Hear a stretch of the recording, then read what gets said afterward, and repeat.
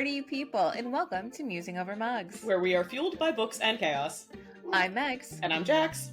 And today we are musing over my birthday read pick. Before we get going, though, we gotta know, what's in your mug? My mug is filled with frosted bayberry. I don't know. Oh, the new spring. The winter one? Winter. I picked it up at the grocery store today. I just got one yesterday. I haven't tried that flavor yet, so you have to let me know how it is. It's pretty good. What is in your mug? I see a lot of ice in there. So. Mine is the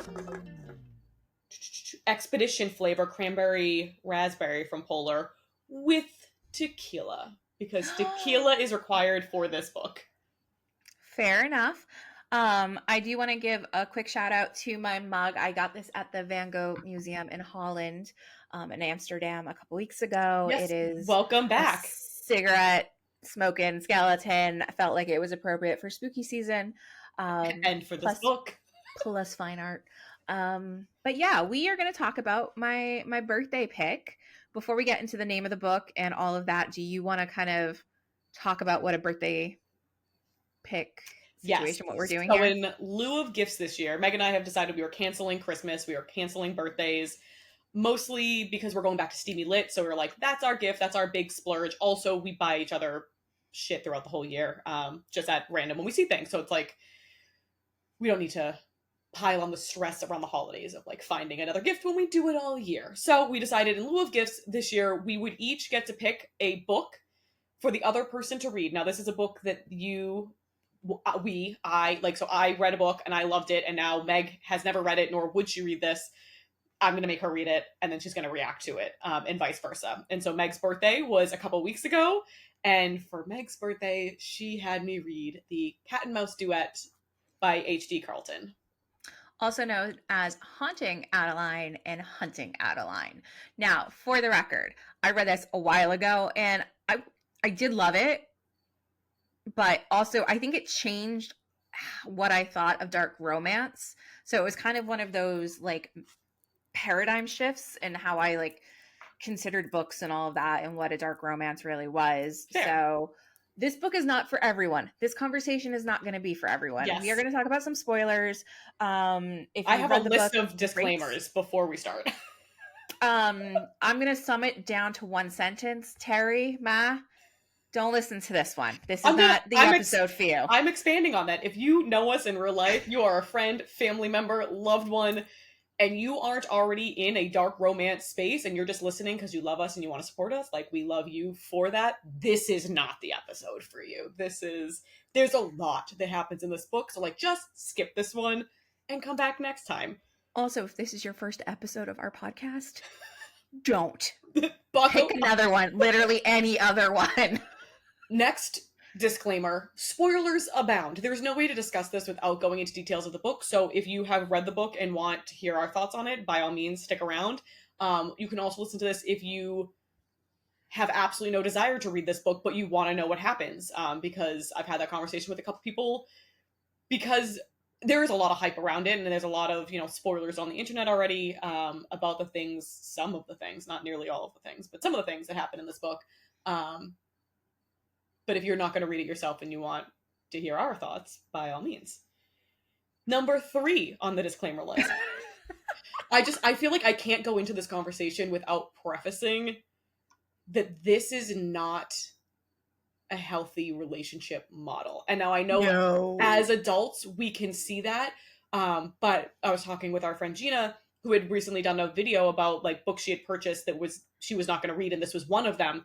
And people were very soundoffish in the comments about like they loved it so much, and someone commented that they had read this book twice before they were 15. If you are using this book as like how you're learning about relationships, you're like, this is like an NC-17 book. You should not read this book if you're under 25, frankly. And I was like, as a 30-something-year-old, I was like, I can't. Some of the shit that was going down in this book, I was like shocked and scarred, and like I do feel scarred from this book. So like I don't want any, I know that there are young people who are reading smut, and that is fine. That's your decision. That's your, between you, your parents, and your gods. But we can't condone this as a relationship guidebook by any stretch. I just need to like put that out there before we start the conversation.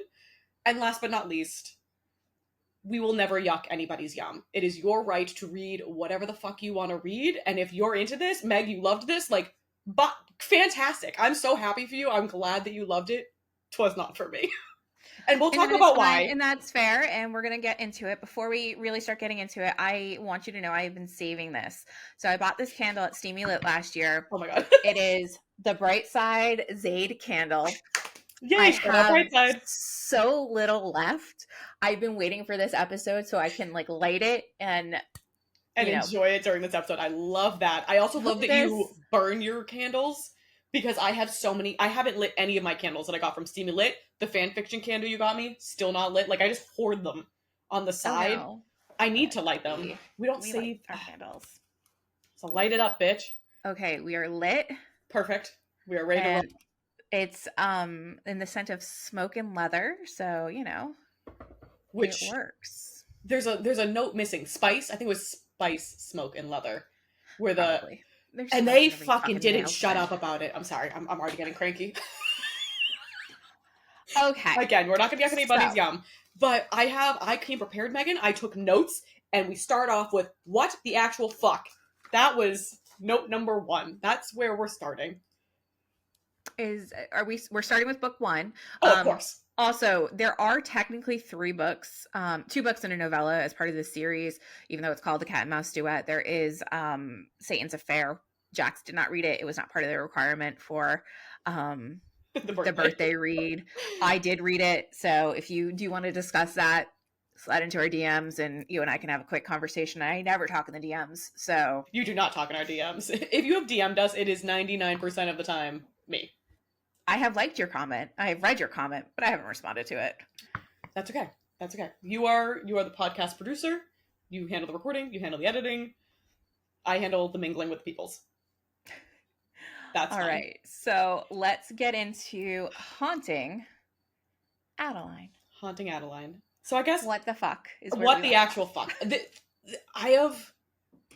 I was writing my notes, I was trying to figure out how, like, I have no idea what the order of operation should be, because I have so many thoughts, but I think I want to start with, I want to hear from you as the person who recommended the book, like what you loved about this, like why you enjoyed this book, or like what caught you, like why is this on your list? Okay, first of all, I'm the one who's supposed to ask you questions. I know, I'm so sorry I threw this at you. First of all, how dare you? Second of all, like I said before, it was kind of like a paradigm shift for me. Like, I had read dark romance, and then I read this, and I was like, oh, fuck, this is beyond dark. This is a lot of, like... This is not morally gray. It is... Dark. Bad. Not bad. Like, they are bad. There's, like, no gray area. Like, they do very bad things. They are bad people. There's no, like... There's dubious consent. If ands or buts so dubious. Generally just not there. So that was kind of like a big deal for me, of like, oh, kind of opening my eyes to a lot more of the genre and how far it can go. So that was interesting to me. That being said, not something I want to replicate in real life, just things to read. No, yes. Fantasy escape. It is I can see why there is hype about it. I can kind of see why, like, people go feral for Zade Meadows. People love him. And I can kind of see it. There are a few moments in there that are like, that was kind of hot. Like, I can get down with that. But, like, you have to overlook a lot of shit to you have get to there. Overlook a lot of I shit. couldn't do it. I couldn't overlook the shit. I could overlook a lot of shit, which I don't know what that says about my mental health, but it's fine. But also, I think the overarching story of, like, the 2 books and to be fair, there are still a lot of, like, plot holes that were just never resolved, like the fucking ghost of the house. Yep. But or like who the fuck Craven is. Oh, I forgot that. I read this so long ago. I finished this 2 hours ago. Yeah. Like, I am, and I still can't even really recall the whole second book, because I feel like I just blacked it out. It was a lot. Yeah. I thought I liked them dark. Like, I've read dark romance. I thought I liked a dark romance. This was, like, next level. This was in a realm of its own. Yeah, but I like the overarching story of like doing bad things for the greater good. I think that's something that like makes sense in my head. The other thing, the reason I really recommended this as one of the books for you to choose from, because I gave you some options, was when we went to the Morally Gray panel at Steamy Lit.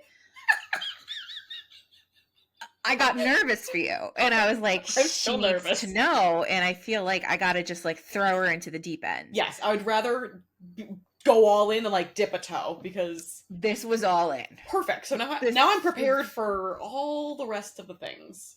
Anything else the dark romance world throws at me, I feel like I'll be okay. Sure. I got through it. I survived. It was You survived. It was just a book. And there's also, I just feel like I have many, not gripes, but like on top of it being a lot of things that I like, first and foremost, it is a stalker romance. I'm not 100% sure that I'm into stalker romances. Like, I think that might not be my jam. Maybe I'll try another one, but number one. But then you add on top of that, there were a lot of the like little romance trope things that I hate, all piled on top of that. Plus, there was like 800 different plot lines. So it just felt like there was like chaos at all points of time. So like it was just like a lot in 2 books. Not to mention book 1 and book 2 feel like completely Very different books. books. Like completely different books. Like book 1 felt stalker romancy. Cool, that's what I signed on for. Book 2 was a very rapey suspense novel. Like, just like a totally different vibe that I was like ill prepared for, and the transition between the two was not smooth, in my opinion.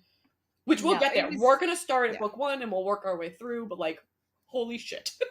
So that was my reason of like recommending it, was I kind of wanted you, one, it changed my paradigm, so I knew it was going to like shift yours, but also like you need it, if you're going to read some of the other things that we have on our TBR, I need to just to throw you into the deep end. And I'm glad you did. I did it. No, you're not. I'm proud of myself. I'm very proud of you, but you are not happy I did this to you. I would have DNF'd several points along the way. There were, I believe, like 8% in, you started texting me, and you were like, "What the fuck?" I mean, it starts off fast and dirty that there is just like a lot. And I think one of my biggest gripes with the whole thing, so this book, Zaid sees Addie she's an author, she's at a bookstore doing a book signing, and he sees her and is like, mine. That's it. That's the only sort of reasoning behind everything that goes down. He's just like, mine now. Like, I just, boop. And there were 2 things that bothered me about this. One, like, why the fuck would you ruin a bookstore for us? Like, that is our haven, our safe space. Every reader loves a good bookstore. And now all I'm going to think about in a bookstore is like, where's the serial killer coming from? Like, he wasn't a serial killer. He was a serial killer. You look so sad about it. He was not. He was. I'm looking at a murderer. Being like, he's not a serial killer. I mean, fine. He's a murderer. And he has reasons, but like, whatever. So there was that. And also, I strongly dislike an insta-love trope, and that's what that felt like. Like, it just felt like he picked someone out of random and was like, mine now. And I think I was talking to my sister about this, and she was like, oh, it sounds kind of like the plot of You, the book / show. And I think the difference there, because I loved You, did not love this. I love You. Was that the difference between the two is that in You, Joe Goldberg stalks her, but like approaches her as like a separate personality almost, and like pretends to be a good guy and like date her and all this stuff. And then she finds out that he's crazy, and she's like, hey, no. And then everything goes down. In this, he does not hide from the get-go. He's just like stalking her. He's not playing games, and he's just coming like, this is the true me, and not like switching personalities, which I'm just saying. I appreciated his honesty, but the problem for me was that then she was into it, she wasn't into it, she was into it, she wasn't into it. And I think she was fully into it, but she didn't want to be fully into it, and that's why she waffled. But like, because she's not. I'm sorry. Like, I just, whenever so like he stalks her, and she knows, she sees him like outside her window. She calls the police reports go missing, blah blah blue. But then like he texted her from a random number when she was at a club one night, and with a threat that was like, if I see his hands on you, they'll be in your mailbox by morning. And then he follows through on that fucking threat. And then he threatened again, like at a later date and time. Or no, sorry, at random. Like that happens. And then like days later, she fucking texts him out of nowhere. Flirty little banter. And then he threatens again. And she acts surprised when he follows through on the fucking threat. Like, you don't instigate the stalker. I don't know. That just seems like common fucking knowledge. It's like, I hate horror movies when like, they're like, let's, run into date. Like, it could have been solved, you stupid idiot. You can't even finish. I'm already getting. No, she definitely, she is not the brightest. I've never met a main female character who I disliked more. Like, I couldn't get on board with any of her.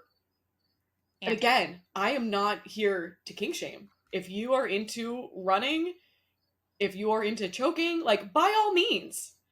But, like, it really baffled me when she was, like, she texted him and then was surprised that he showed up. I was like, bitch, you fucking invited him, essentially. Like, you summoned the devil, and then you were shocked that he was here.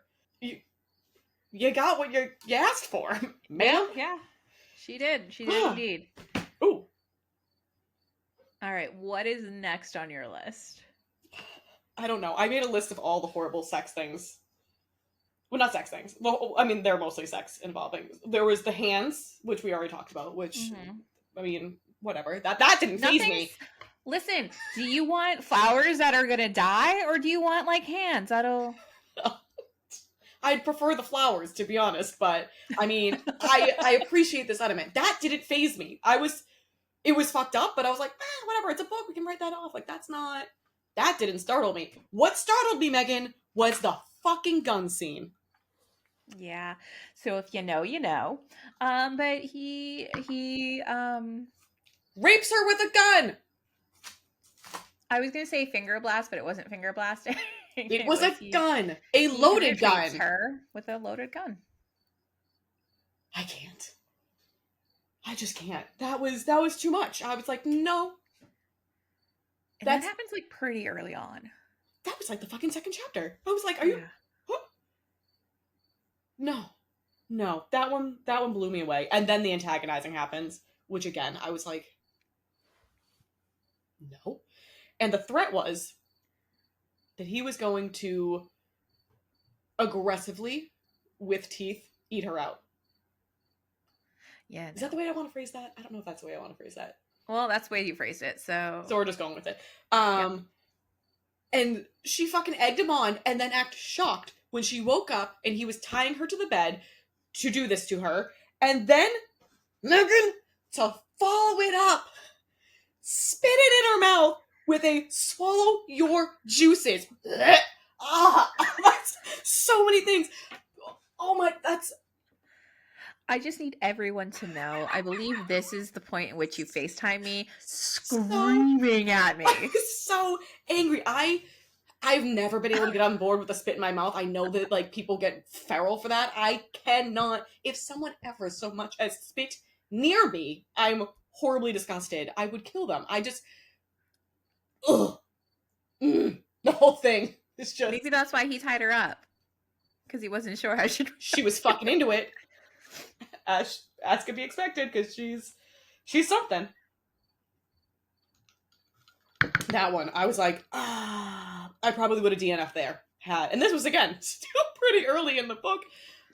I wouldn't have continued on, but I soldiered on for you, Megan. I did it. We're so proud. Yeah. There was so many things wrong with that whole... What did you like about book one? Daya. Okay. What do we like about her? She was nice. That's her, Addie's best friend. And she was kind of like a bad bitch, who does, plot twist, works for Zaid, doing hackery things. But she was very protective of Addie, and I loved their friendship. That was great. She was truly the only thing that I enjoyed in the book. I didn't mind some of, like, I didn't mind there's like a whole subplot of Addie's great grandmother was murdered in the house that she inherited, and so she's like trying to uncover that.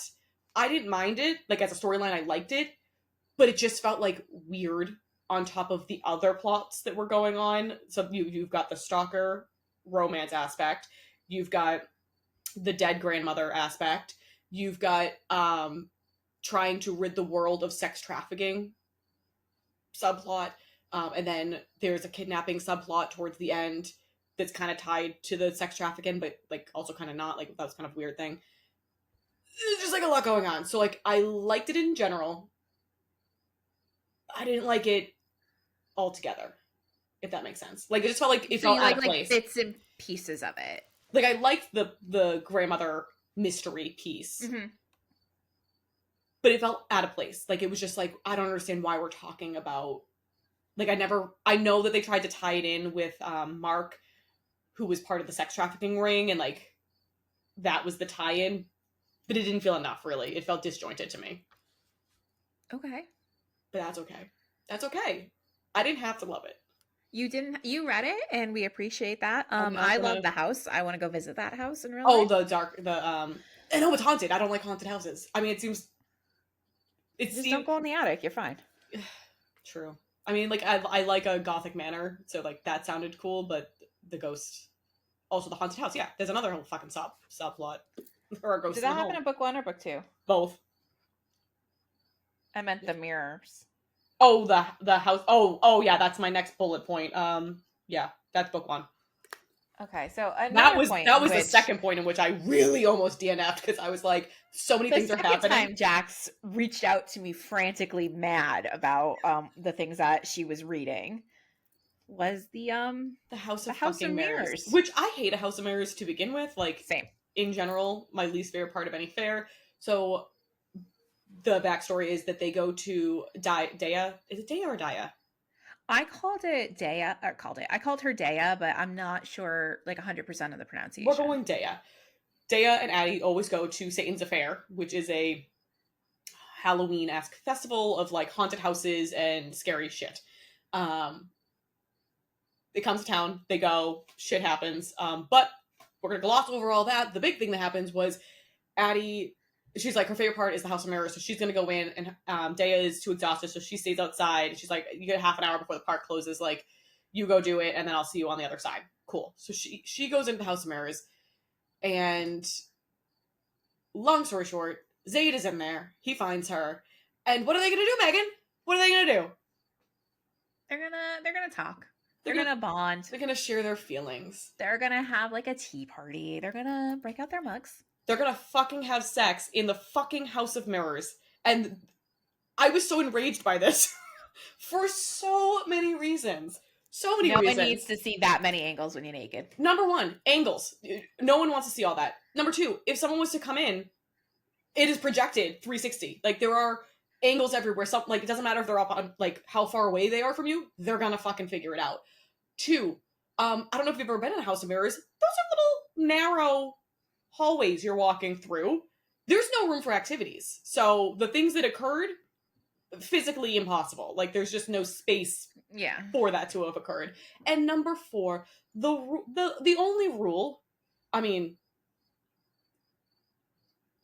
I don't even know how to say it. Like, the only rule that I can think of, I've never had, like, public sex, like, this is not my rule, but I feel like if you're gonna do it, you gotta leave the clothes on for easy escape if someone comes in, if you gotta run away. These fuckers stripped ass naked, shoes off, in a dirty... Shoes off in a public place, I couldn't. Oh my god, I'm picturing, like, the Topsfield Fair flooring where it's, like, you know, dirt and horse hay, like, and you're gonna have sex on that?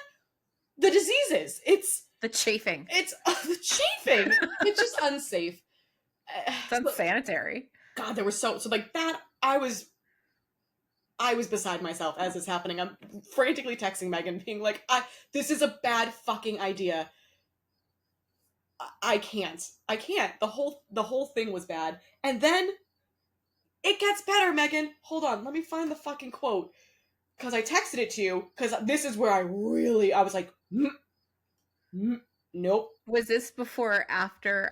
This is during the House of Okay. Mirrors. They go mid thrust. Zayd looks at her and goes, "Tonight is just practice, but I promise you, little mouse, this body will be carrying all of my babies one day." Oh my! Oh my! Fuck you! This is the first time you've had sex. You can't talk about babies. You can't talk about impregnation. This is no. And then, as if that wasn't bad enough, Megan fucking followed it up with a, "That's right, baby. Milk my beep." You can say it. We curse on this. It just felt like it was too far. I was so upset. So we've got baby talk and milking, which are like, again, two of my least favorite things that can occur in a romance novel. Oh, no. I literally had to stop and like, I put the book down. I had to like walk around. I had to go like read a Dramoni one shot because I was like, I can't. That was so bad. I hated every second of it. And then they get out. They wrap up. I swear to God, she never got dressed. She just magically apparates out of the building, fully clothed, which is wild to me. But Day has been calling her because they've been in there for 2 fucking hours. I'm sorry, what? Takes a while. I mean, I guess if you have to fucking be a gymnast to fit in between tiny hallway mirrors, fine. Oh my You gotta God. limber up. You gotta stretch.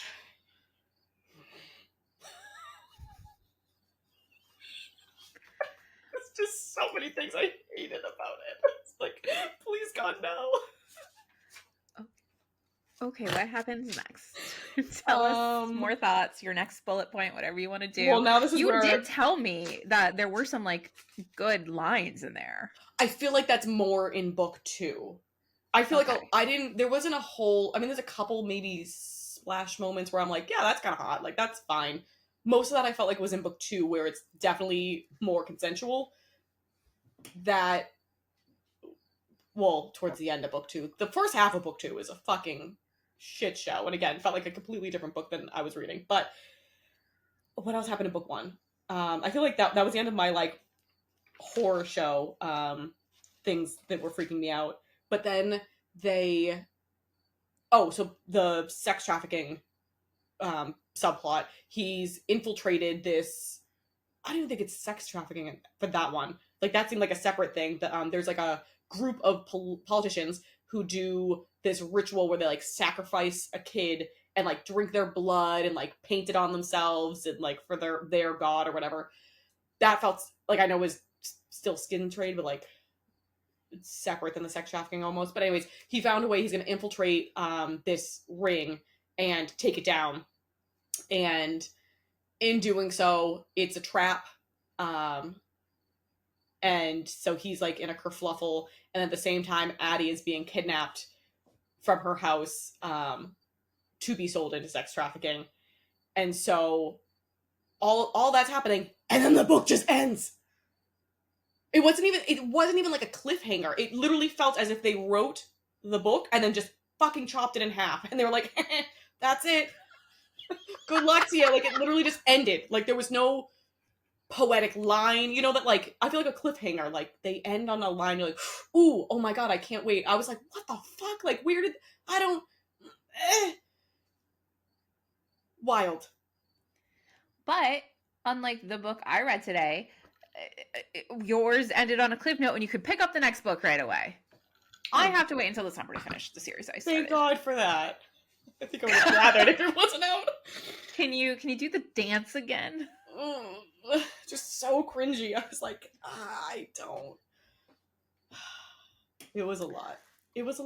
It's fine.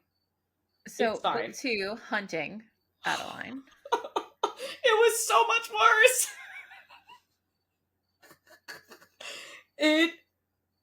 So it opens. The whole first half is Addie's now a part of this. She's out of groomers for being auctioned off into the sex trade, and Zayd has gone out naturally because he's Zayd and he's, no one can tie me down. So he like escapes, very easily. And now he's hunting Adeline and the people that have taken her. I think she's there for what, like 3 months, maybe 4 months, something It's like 3 that. or 6, I think. Yeah, something somewhere in there. And all the while, the shit that goes on at this house. Not only is it like, you're being sold in a sex trade, and that's fucked up, but like it is. There was much, So much happening. so much happening, and again, I almost DNF'd when she got raped with the high heel of a shoe. What? And then gangbanged on top of that. Like, no, no, no. And Again, again, these I books just are want to. dark, I want to cycle not for back everybody. to the 15-year-old reading this twice. I know. Please, no, sweetie. This is not. It was very upsetting. So like, it was very, very rapey. A lot of that's happening. Then there's also like a psycho girl who's also being groomed, who's like out to get everybody. So like, there's that going on. Then in the midst of this, there's this weird Hunger Games meets the Maze Runner meets Divergent culling that happens, where to prove that they are strong enough to be obedient for their masters once they're sold, they literally like release them into the woods and they're hunted with a fucking crossbow.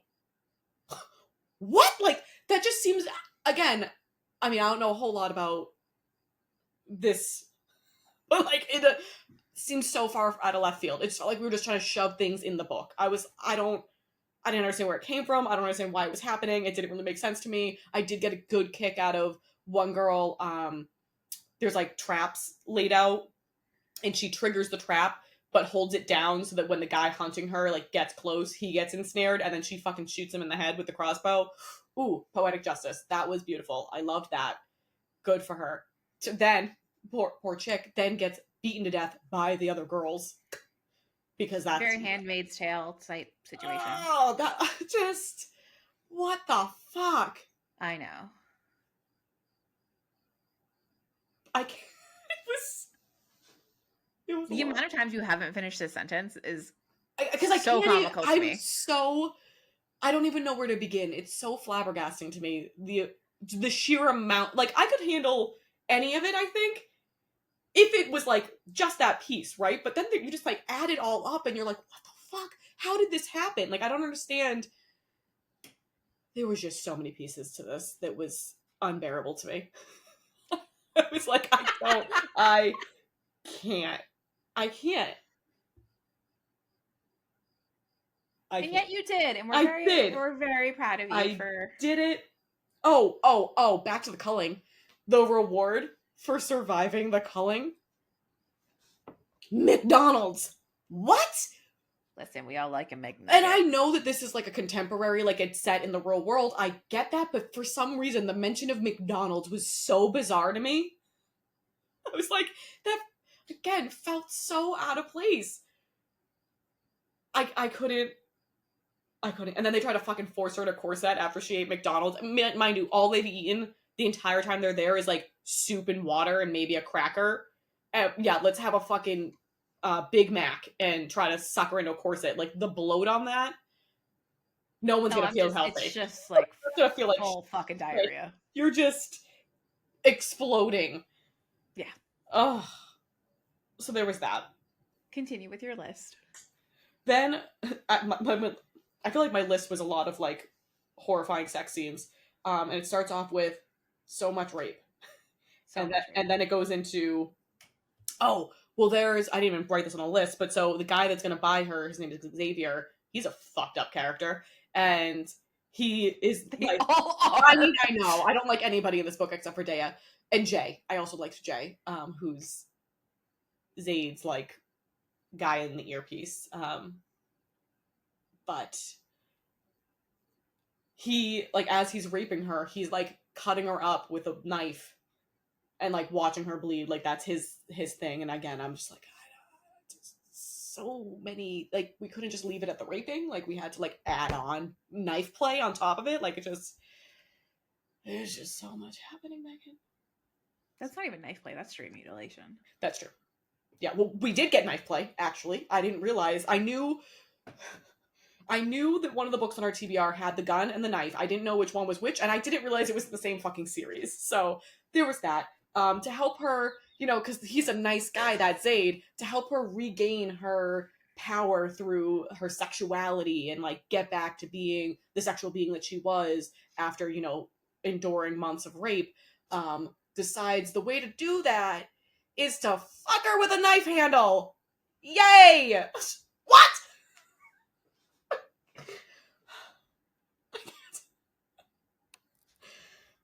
That's fine. If that's what you're into, Okay. that's fine. I think I'd rather the knife over the gun. Not Fair. the loaded gun. Really, just Yeah, that stuck with you. That was a my God. multi-day conversation. I just every time I think it's haunting me. Literally, I just every once in a while I'm like, there was a gun, and that you could die, and that's horrible. Yeah, not the way you want to go. Absolutely not. So there was that. There was the whole. So then they capture Xavier and Francesca and Rocco, who are like part of the groomers, and they have them do their own version of the culling, which I did think was a nice poetic justice that I was fine with. But then they're doing the running, they shoot them, they've got them, they're like torturing them now, and in the midst of all that, they're like, let's finger bang. What? This is not the time nor the place. Like, I don't understand. He's like, you want to know why she never loved you? Let's show him, Addie. What? Why does everyone love this man? I don't understand. I am near tears. It just doesn't. The math don't be mathing for me. I cannot. I feel like that's a good sign for you. I hope so. Okay. There was that. I wrote shower sex, and I feel like that was pretty mild compared to the other ones. I don't really remember what happened. You read it today. I know I did. I think I blacked a lot of it out because I was like, what the fuck is this? Was that the part when so I also really started to hate Zaid in book 2, and I don't understand how everyone is obsessed with him because I felt like he was just a whiny fucking bitch because he had lost Addie and he couldn't get her back, and he's like, me about it, and I hated it. I was like, this is not sexy to me. This is obnoxious. Pull yourself together. And so he, in penance for losing her, he has several scars from all the fights he's been in, and he had made a comment in book 1. He's like, I wear these, like, I don't cover up my scars, I don't cover up my failures. These are like my reminders. I live with them, me. And so he fucking this is hysterical to me, carves a rose with a knife into his chest, like over his heart, as his like reminder that he failed Addie. And it happened, and I was like, that's fucking weird, but all right. Just sure, bro. Like, you do you. If that's what you need to do, cool. And then I'm pretty sure it was like during this shower sex thing, he's like unbelieving of her dedication to him at this point, and so she's like, I want you to carve the rose into my heart. And I'm like, are you people okay? Like, I don't why would we do this? And the whole time I was thinking this, for him, fine, whatever, that's hidden 99% of the time, that's cool. You wear any sort of v-neck tank top dress situation, that's fucking hanging out. Like, what are you doing? I definitely thought you were gonna fall off your chair. I probably will at some point during this episode because I'm like truly flabbergasted. But then Megan, I think the worst. Well, actually, no. I think the shoe was definitely the worst one in this book.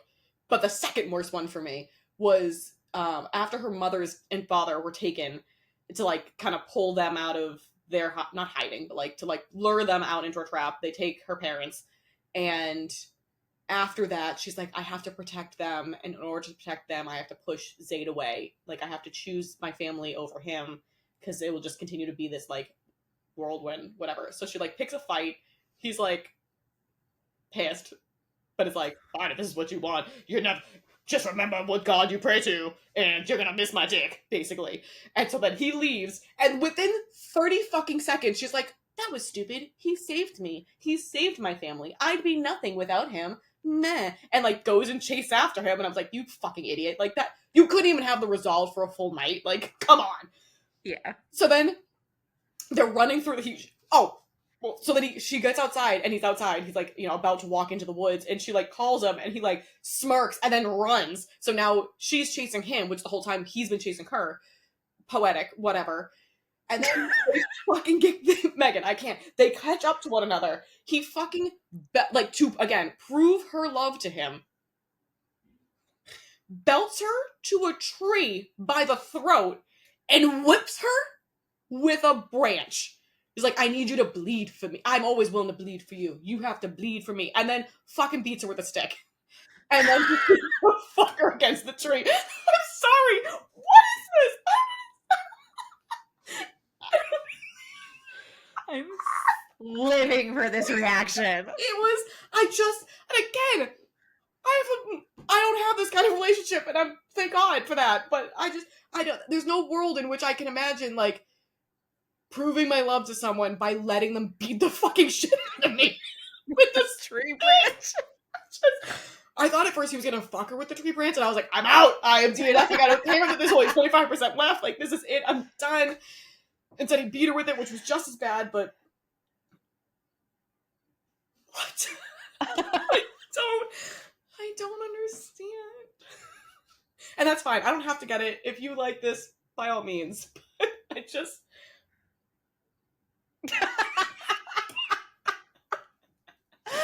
This is such a chaotic episode of just me I'm freaking out. It was so far out of my comfort zone. I'm so proud of you though, because it was so far out of your comfort zone and you got through it, and you're I don't know how you're gonna do the rest of this. But I feel like the other ones, I mean you read Santana already. I read 4 of Santana's books. Am I gonna struggle? I feel like I don't know though. Okay, so here are my thoughts. Because I did realize throughout this process, it is a lot easier to write off shit in a dark fantasy romance than a dark contemporary romance. Like, I love a toxic Draco. I loved Hellfire and Honey. A lot of shit goes on in those books that, like, you write off because it's fucking fantasy. But, like, when you're supposed to be in the real world, and I understand that's still a book and it is still fiction. Got it. But, same time, like, I just can't imagine the thought process and, like, living that. And it was just a lot. So I feel like that was problematic. But then also, when I was ruminating on this, I wasn't even a quarter of the way into the first book, and I was like, I don't understand. Like, I thought I liked dark romance. I've read several dark Dramonis, one of which you'll be reading. And there's some fucked up shit that goes on in there, and I didn't have a single problem with it. And I think it's because, hear me out, we know why Draco does the things he does. Like, we know his backstory. We know why he goes to lengths he goes to. Why he's become a Death Eater. Why he, like, kills. Like, all the things. We understand it because of, the canon. And also, like, there's a million fics about this. So, like, his backstory. This felt so fucking random where he was just like, mine now. And then chaos ensues and all this shit goes down. Like, I just couldn't. I struggle with insta love. I don't understand the, like, I see you and you're mine now. I don't get that ever in a book. So I feel like that didn't help me. Like, I was already hung up on that, so I couldn't, like, enjoy any of the other pieces of this. So for those of you who don't know, when we say hear me out, we know we're going fucking off course here, and that's fine.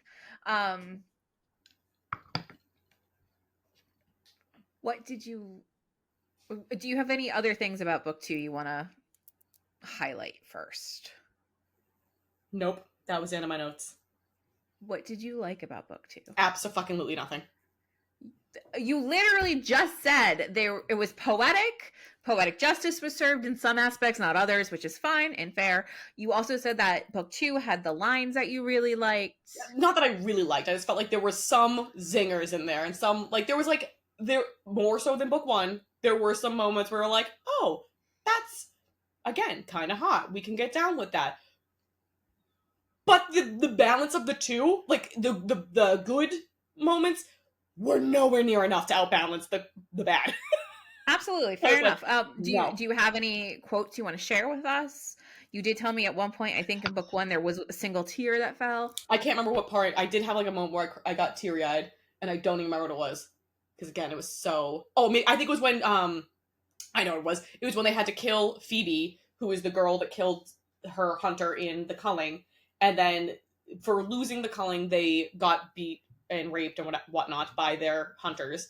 And it was Phoebe and this other girl who I forget her name. But then after that, they're dragged out into the party where then the other girls have to murder them with rocks. And the crazy one is like about to go ape shit, and Addie's like, nope, and she like knocks the crazy one out, and then in a trying to make it as quick and painless as possible, like she like holds Phoebe and was like, you saved me, thank you. I'm gonna try to make this as quick as possible, and then like I don't know how this would be quick and possible. Fat like took a burning stick out of the fire and shoved it in her fucking throat. Like again. Yeah, that's not It's how not, it works, but no, fair, but yeah. whatever. Like I did get a little teary eyed. I was like, that's fucked up and so sad. That was my one single tear. I don't know that I have. Hold on, let me see if I have. There were some moments where I was like, oh, that's kind of sweet, but again, I don't think that they outweighed. Like it was tainted by all the other fuckery that went on. Absolutely. I'm not saying that this book. Oh, I did like. Okay, so morally gray. Here's a morally gray character, Rio. Oh, I really liked Rio. I think Rio was one of my favorites. He's part of the team that kidnaps Addie, and then he's like oddly nice and protective of her once she's in the house, and so she's like battling with like, I hate you because you put me here, but also like you're kind of like a solace, whatever, in the house. And it turns out he's only doing this because they have his sister at another groomer, and they'll like torture her, sell her off if he doesn't do things he's supposed to do. So like, that to me, morally gray. Zaid, I don't think he's morally gray. Also, the whole mercenary trait, which like so that's where they try to get you to think he's morally gray, is that he is a murderer, but he's taken out the bad guys, the people doing bad things for a good reason. Which sure, but again, when that gets dropped on you, like halfway, 3/4 of the way through book 1, that like this is his job, it really just felt like, oh, you wanted a redeeming quality for him, so he's killing sex traders. Cool.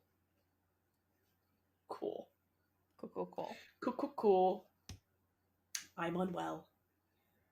I feel scarred from this journey. I did tell you, I was very nervous that you were going to hate me, look at me differently. Never. No, because again, I'm not going to yuck anybody's yum. It just wasn't for me. But I did give you an out. I think after the gun scene, you did say, like, and I said I could DNF it, but I was like, nope, this is a birthday read. I signed on for this. The Christmas read is going to be pucking around. It is fun, lighthearted. Why choose? I forgot we were doing a Christmas read. Ooh, maybe. No, I can't. Maybe I'll make you do Ghost of You. Maybe that was my birthday read. I'll make you do Secrets of Mass for Christmas.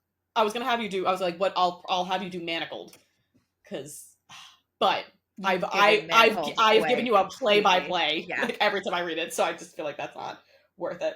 Oh, this was a good one. She can't even get it out. It's just so funny to me when they try to put these like poetic moments in this book. Like it's like putting a rose in a dumpster fire. It's just like on a pile of crap. Like, let's just stick this like cute little heaven isn't a place you go when you die. It's inside the person that's worth dying for. That's oddly sweet. That's like oddly nice. But then again, you look at the shit that's happening around it and you're like, what the fuck? I don't understand. I don't know why. Maybe do you highlight ever in Kindle Unlimited? The only time I highlight is for translations. Because I highlighted shit, but only the popular highlights are coming. Like, not my highlights, like the ones that everybody has highlighted. I think if you go back to your library. I am in my library. Oh. Then I don't know. I don't know if it was like a thing with KU versus like if you bought the book, but I don't know. There's a lot of like it's funny because I'm reading back these lines that are like the popular highlights, and a lot of them are like very possessive, very much like even death won't bring us apart. And those are all things that I love in a Hermione. And I hated in this book. So I just, again, I'm also a really chaotic mood reader. And so She was not in the mood for I this, just, yeah. folks. So I feel like once I was like soured from it, I couldn't, like, there was no saving it for me. Like, it was just a constant stream of like adding on one on top of the other, on top of the Yeah. milk this. No pregnancy though, no surprise baby. Oh my god, Megan, we didn't even talk about during the fucked up tree whipping sex scene. He fucking goes, if you were carrying something along the lines like, if you were carrying my baby, would you leave me then? Like, are you gonna up and run if you're pregnant? And she's like, I can't be pregnant. I have an IUD. And he goes, do you? Oh my god! I was enraged. I immediately started texting you. I was like, he fucking ripped out. He's like, you're a heavy sleeper. And I was like, he fucking ripped out her IUD. First of all, I don't know how the fuck she didn't wake up from that, because that is not an easy procedure at all. Mine fell out, just FYI. Yeah, I don't know how that happened, because it was the most painful thing I've ever experienced.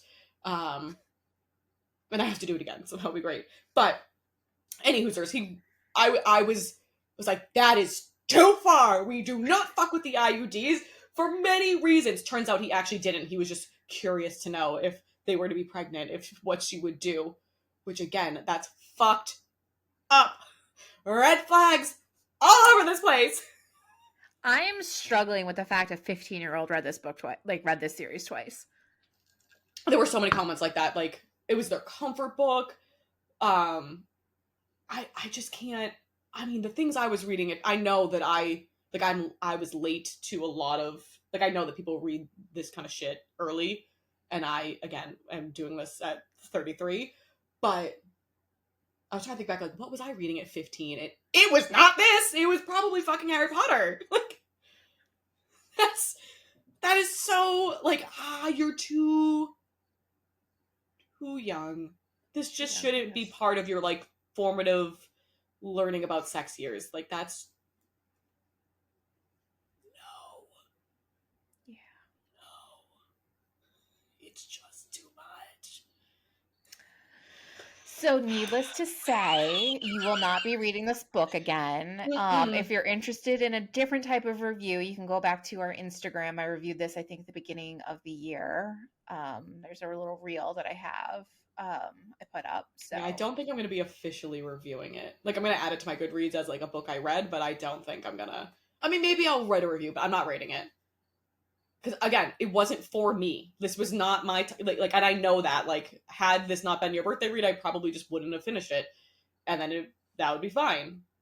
So I'm not going to rate a review on... Like, I'm not going to rate a book based on things I'm not into, because that's not fair. So, but I think you do have a point where there was a lot of things happening, like almost like too many plots and subplots happening. There was a lot of things that became unresolved, like Sibby's brother maybe showing up. That's Craven. That was like, who the fuck are you? Like, he literally that never gets resolved. That's why I read Satan's Affair, which was her. And he's not in that. He's not in that at all. It's her origin story. Yeah, that was so weird. So at the end of the epilogue, weird. Her mom, so, like, after her mom gets shot, her dad's like a douche and is like, you can't see your mother, you're a bad influence, I don't accept the person you've become, blah, blah, blah. And that was hard for her to deal with, which is also fucking hysterical to me, because up until that point, the mother and daughter hated each other. So I was like, that's comical. Like, I guess a near death experience will do that to you, but just funny to me. But then so in the epilogue, the mother shows up with this random hot guy, Craven, and they were like, who's this? And she's like, oh, he's helping take care of me. And she's like, is this your boyfriend? And she's like, haha, no. And then Sybil comes downstairs and is like, what are you doing here? And he's like, what are you doing here? And then it ends. Like, Sybil goes missing, and it's presumed that he also goes missing, so it's presumed that they're together, but, like, who the fuck, what are you? Like, where did you come from? Cotton Eye Joe. I was gonna, where did you come from? Where did you go? No, let me come from Cotton Eye Joe. Yeah, so that's not resolved. The like the ghosts in the attic are not resolved. There's just a lot of things that didn't happen. So I think if you were going to review it, you can review it on that fact. Like you can Yes. pull yourself away from like, this book was not my jam, but Not for also me. like these are legitimate criticisms that you had. Yes, many plot holes, too many plot lines.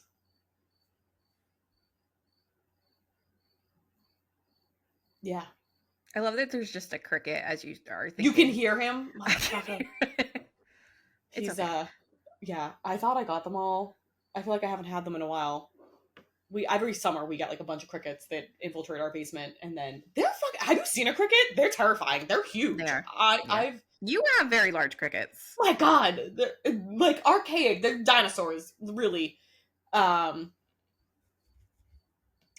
there's like I think one's back, and I can't find them, so It's okay. sorry about that.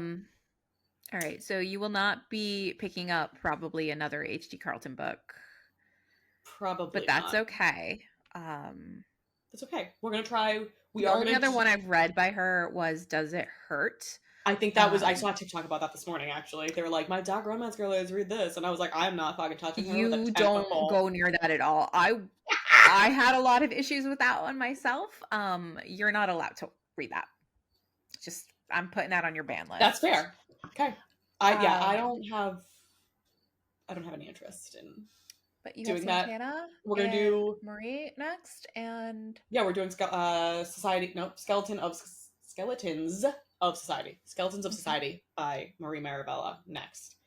We're gonna try to buddy read that in an unofficial, like we're not gonna have like, I think an official buddy read is like we read page 1 through 30, and then we're just gonna start it at the same time, and Megan will be done in 5 minutes, and then it's gonna take me a couple days at least. We're gonna start it. Can we start it on Wednesday? Oh, that's perfect, because I gotta read Gina's new Dramoni at least, and then there's a couple of the ones I've downloaded. Another book today. That's perfect. No, that would be good. Okay. Yeah, so we're gonna do that. And again, I know that that's a dark romance, and I know that there's some shady shit that goes on because we talked about it in the Morley Gray panel at Steamy Lit. I saw the artwork. We saw the artwork. I really don't think I'm gonna have as hard of a time with that one. I just have a sense that like there's not as much. I don't think that there is gonna be layers of things that I dislike making me upset. And there's also I don't believe a stalker component to that. I don't think so either. And I think that also like immediately you had dislike for the book or for the series. Yeah. So that was I don't think I could do a stalker romance. It's also funny because I am reading they're all Dromonies, they're always Dromonies. But Jillian Eliza, I believe is her name, is doing it's a work in progress right now. There's 2 chapters out called The Hunt, which I did get Hunt vibes while I was reading the culling part of this, but I was like, I'm fine with it in the Dramoni. This felt so out of place, but I think it's because The Hunt is like you sign up to be a part of it, so like it was like a willing situation. It's also an Omegaverse, so we're preparing for Bride. Can't wait. So I totally forgot that we're doing a Christmas book too. Yeah. So that was the Cat and Mouse Duet. That was my birthday read. Happy birthday, Megan. I'm hoping that you enjoyed. I don't know why you listened. This chaotic review of mine. I love this chaotic review. I hope everybody did. Your reactions are legendary. Fucking living for this. I'm gonna rewatch this episode multiple times. Anytime I'm feeling down about something, I'm gonna be like, just watch me panic. Jax feel about Cat and Mouse Duet? She had so many feelings. She had a lot of feels. It was just I know. Flabbergasted, really. I know. And I don't know if I like, am I just a sheltered little nugget? I don't know. Like, there were so many things that happened. We had to throw you into the deep end, and we did. And you survived, and you thrived, and congratulations. Thank you for reading. Thank you for watching and listening. Thank you for being born. Happy to. Happy to be here. If you like this episode, God love you. Thank you so much. Please like, rate, subscribe, all that jazz. If you Send to a didn't, friend who needs a laugh, who maybe read the book and had similar feelings to Jax, or just is interested in how we chaotically react to things. if you didn't like this episode, please don't let us know. Do not come for me in our DMs. You can love it, and that's fine. I'm happy for you. There's nothing you can say to me that's gonna get me on Team Zayd. And that's You fine. can't change my Not mind. for everyone. Right. This book was very, very dark. If there is like 4 pages of trigger warnings beforehand, every references this book is like, check the trigger warnings, because you will feel very upset about it. Feel like I should mention that I don't do trigger warnings. I know you don't. Because I don't typically have nothing. There are things I dislike in a romance book, but like I don't typically have a lot of triggers.